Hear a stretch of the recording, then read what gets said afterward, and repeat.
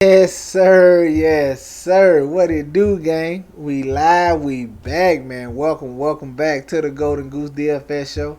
I am your host, Chandler Blakely, aka Goose, and thank y'all for tuning in, man. It's live. It's game week. It's finally here. Listen, if you haven't checked out my Millie Maker videos from last week, go check them out. They're nice. If you're trying to take a couple shots at the Millie Maker. But it's game week. It's time to do what we do, man. Focus on single entry 3 max and 20 max. This is Golden Goose DFS, the leader in single entry content.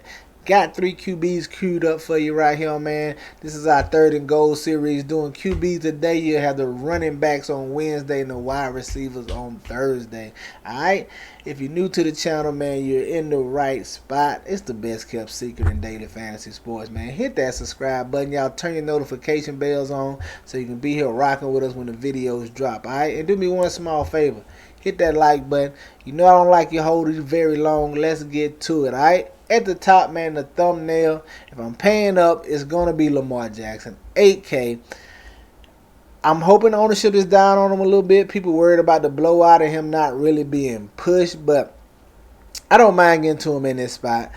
8K, we're talking about a guy who's excited about being back in Baltimore. Got his payday. He's been saying he wants to throw more. They're bringing in offensive receiving weapons for him to throw more.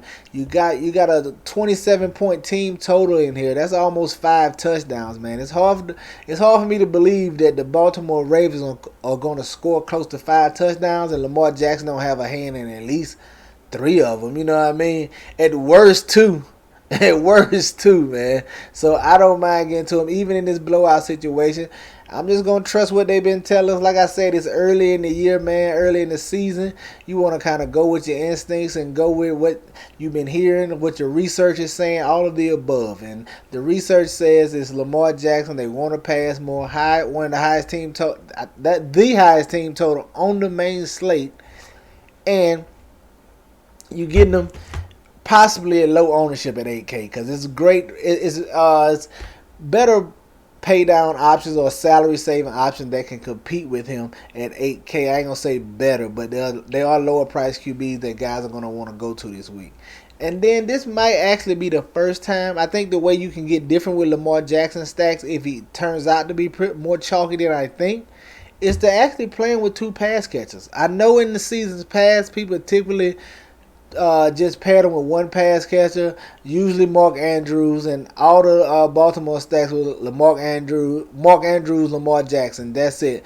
And I was guilty of that as well. I like to stack running quarterbacks with just 1 pass catcher, man. Him, Justin Fields. If I play some Anthony Richardson this year, it would only be 1 pass catcher. But to get different, if he's getting higher on, I don't mind putting him with 2 pass catchers. He's got a couple of options back here. They done brought in weapons for him, but I don't mind any 2 you choose from this, man. If Lamar Jackson is super chalky, take the 2 lower owned pieces, man. And get different that way. But it could be Bateman, it could be Flowers, it could be Beckham Jr., it could be Mark Andrews. You don't know who's gonna get the touchdowns over here. So if Lamar Jackson is chalky, don't get the chalky parts of the stack when it's that much uncertainty. Like you can't look at these receivers for sure and pick out who's gonna catch a touchdown, man.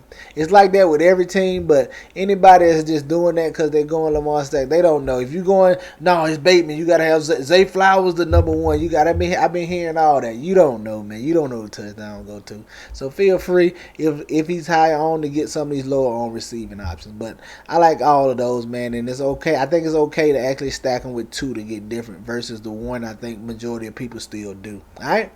Your next QB, man, will come down to this upper mid tier, and he's going to be the chalkiest QB more than likely. Him and Tua, I ain't even going to try to say his last name. Him and Justin Herbert probably your 2 highest on guys, but I'm just sticking to my guns here, man.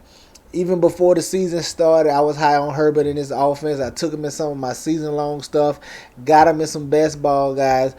I just like Herbert. I'm going to like this offense. And the interesting thing about Herbert is one of those rare stacks that you can stack with the running back. I don't mind getting to some Austin Eckler in here. He got 3 or 4 passing options out here. I don't mind getting to with Keenan Allen, Mike Williams, Quentin Johnston, and Gerald Everett. I like all 4 of these guys. If you're going to Herbert, man, just definitely for sure get two of the lower owned pieces of this stack, or just mix and match. Get one of the high owned and one of the low owns to try to get different. Definitely think Justin Herbert is going to be one of the chalkier plays, but I also just think he's an outstanding play. So I'm just going to eat the chalk on this Herbert stack right here and get to him against these Miami Dolphins. All right, your third and final QB.